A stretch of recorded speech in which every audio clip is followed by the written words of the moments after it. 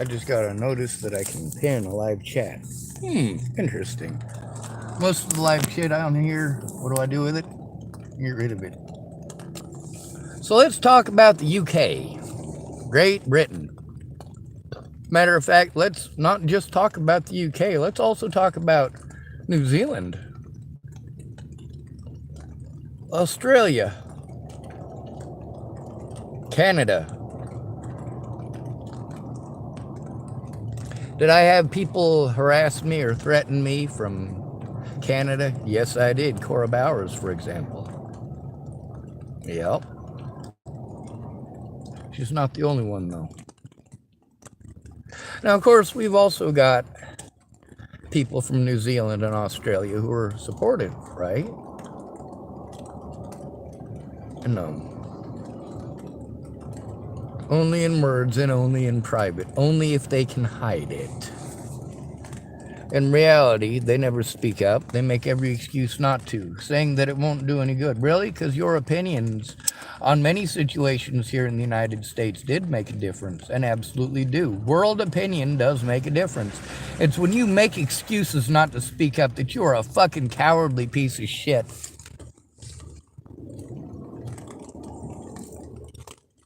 Don't pretend to care if you're not speaking up. Oh, sure, Smokey Rebel 6 years later once told me that he told a guy in jail about me. Oh, great. What, were you trying to get me laid? Fucking stupid ass. How the fuck does that help anyone? So, of course, after Natalie got killed, instead of people finding out what was going on, I had to deal with people harming me in real life and threatening to kill me in real life and assaulting me in real life. I also had to deal with a lot of bitches from the UK. Bitches. Straight up punk ass bitches. Now that doesn't mean that everybody in the UK is a punk ass little bitch. I mean, it's a big fucking island. There's got to be somebody on the island that's not a bitch. So it's not like I'm claiming that British people are bitches. There's just particular bitches from Great Britain who felt that this shit was okay. Now, what's so great about Britain? Well, there is nothing great about it. Nothing. Absolutely nothing. I mean, why do we have British citizens getting involved in harassing and threatening and intimidating and also assaulting innocent Americans without trial?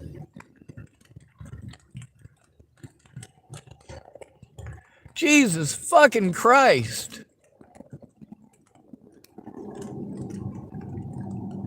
And you think that's okay. Oh, now that we got the internet, it's okay to slander a man's name, assume his guilt, and fucking harm him repeatedly. If he's not guilty, we'll make him guilty. Of course, the British have always been like that. Now, of course, am I referring to the British as in current British people? No, I am talking about British politics throughout their entire history, which includes what? That's right, manipulating the British people. You want to believe what you're told because it makes your life easier to believe that. It makes it easier for you to go to work today and actually function. You're not afraid of what could really happen. Meanwhile, when it comes to being raped or killed by a stranger, in both of those instances, your chances are about 1 in 1,000. That's of actual victims, not 1 in 1,000 people, but 1 in 1,000 victims. Most of the time, it's somebody you know. Most of the time, it's someone you're familiar with. When Teresa Macilia was raped, she spoke about that, didn't she? about how this was her friend. She was coming here to Oregon, matter of fact. And she was excited, and she was going to say goodbye to her friend, and he fucking raped her for it.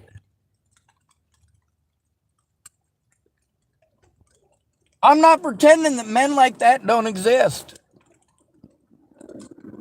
But you need to stop pretending that all men are like that. And you need to stop pushing that onto the most easy men to victimize. I get that you didn't turn in your dad because you didn't want to be fucking homeless.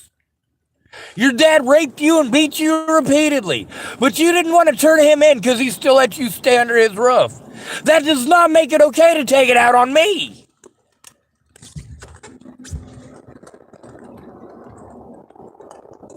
Okay, you're a lesbian and you got a crush on Natalie Bollinger. And? What, you think you just get to go harming people because you got a crush on somebody and it's okay? Well, apparently it is. You picked the right person to fucking victimize.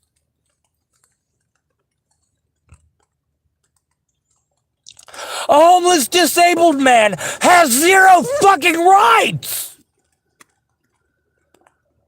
We've got rights on paper, but who is observing them?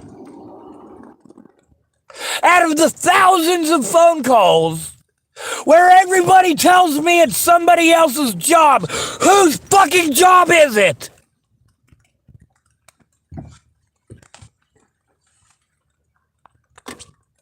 We still haven't gotten to the bottom of that. Who do I send the evidence to? And do not tell me to send it to one of my predators.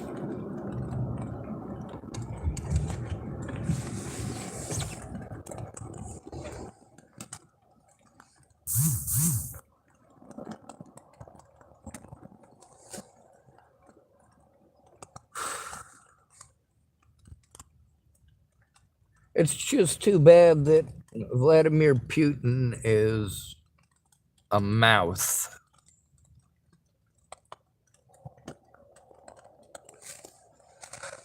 I fully support nuclear war against the United States of America.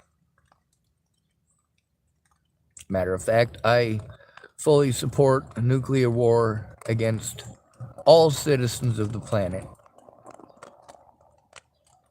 Yeah, it'll destroy plant and animal life. It'll probably destroy just about everything. Why do I support that, though? Because it will stop all of our pain. There will never, ever be another monkey trial if everybody's been nuked. Nobody will ever feel pain again. Your dad will never be able to rape you again. Your mom will never be able to get drunk and beat on you ever again.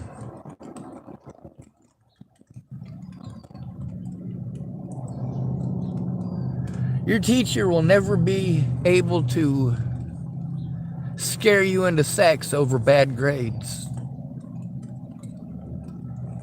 Ever again. You will never have to go through the pain of chemotherapy. Ever again.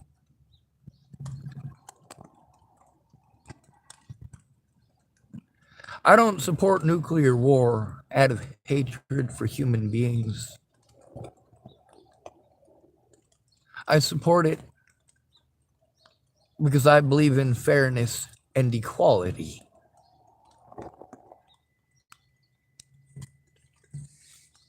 Those of you who want to use the Bible as your excuse to murder homosexuals, Jesus didn't say to go murder homosexuals. He said they will die.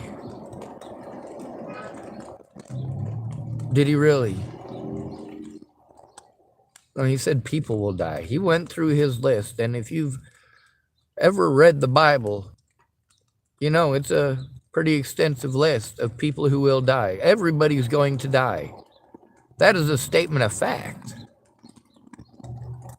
Now, of course, if you're trying to turn in predators who want to use religion to hide behind, and you explain, hey, Jesus This guy that you use as your excuse to murder homosexuals, he didn't say to murder them, he said they will die. According to what's in the Bible, Leslie Snell will die. According to what we factually know about biology, yes, she's going to die. Whether she's gay or straight, man or woman, black or white, makes no difference whatsoever. She's going to die.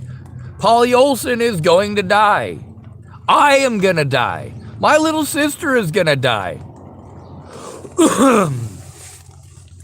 Everybody who you have ever known or met in your lifetime is going to die. Not because of nuclear war. Nuclear war is not necessary for you to die.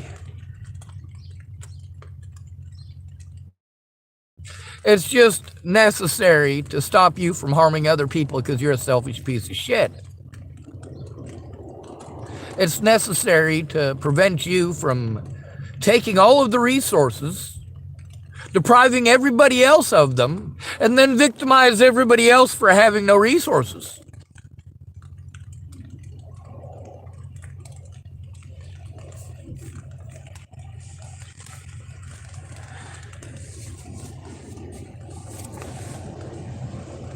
Your pain ends the day you die. You will not feel pain ever again because you're fucking dead. You're dead. As long as you're still on earth here, you can do something about it. But look at how hard I have tried to get help stopping ongoing abuse. But as we all know, neglect is abuse as well.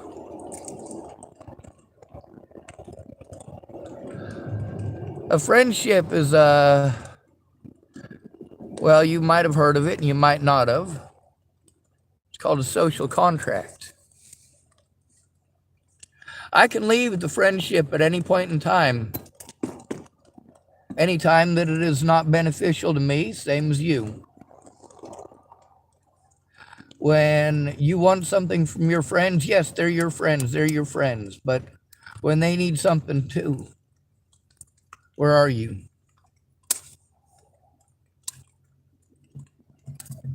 Social contract.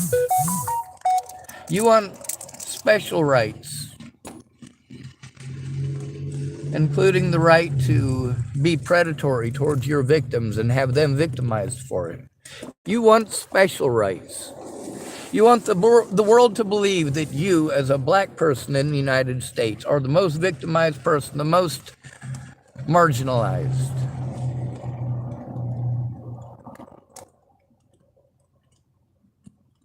No. That would be males, former foster children,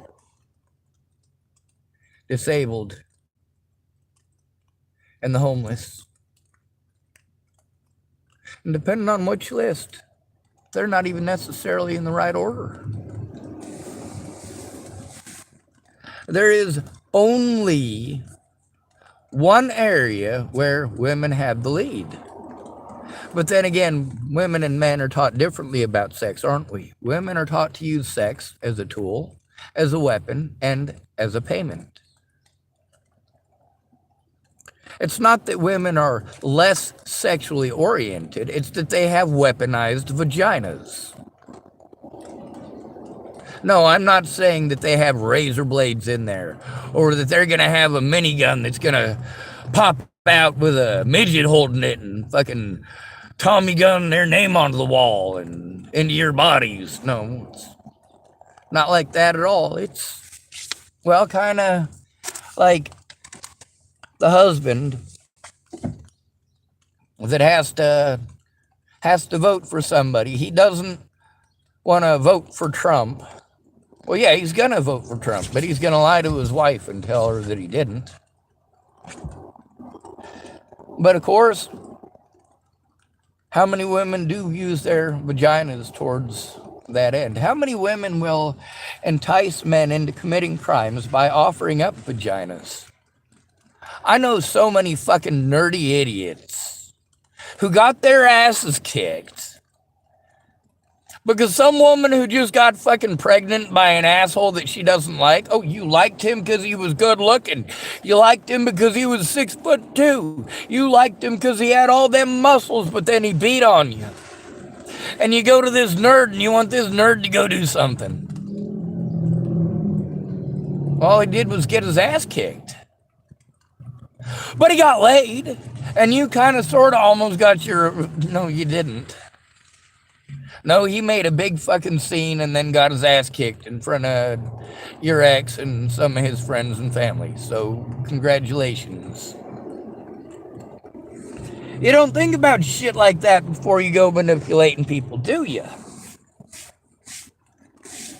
Oh, and you give him empty promises too. But now you won't even look at him. You see him across the street. Yeah, you see him in the fucking grocery store too, and he wants to come up and talk to you, and you try to blow him off as nicely as you can and as quickly as possible. You don't want to get seen with him. You don't want people to know you actually fucking had sex with this dude. You don't want him talking about that in public, for goddamn sure.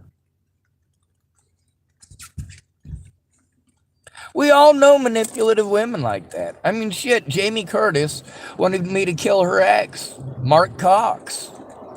I'm not the only person she tried to talk into doing it. That's her son's dad. She said he had no teeth because he couldn't stop doing meth. I'm like, well, that makes sense how you ended up pregnant. But with her and Amanda, both, that's Amanda Payne, their drug of choice is actually cocaine. Jamie Curtis would much rather have a bump of cocaine than smoke some shards of meth. So why does she smoke shards of meth? Easier access and it's cheaper. See, my parents, both coming from not rich families, chose very expensive habits. Cocaine ain't cheap, and it don't last long.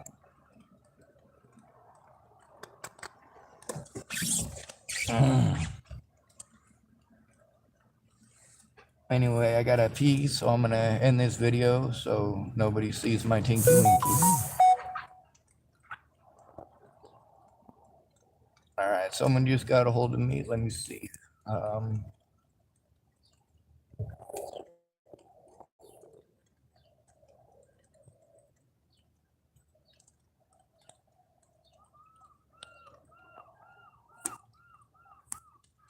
She's having an issue, so she's having to call it into the police. She's awake.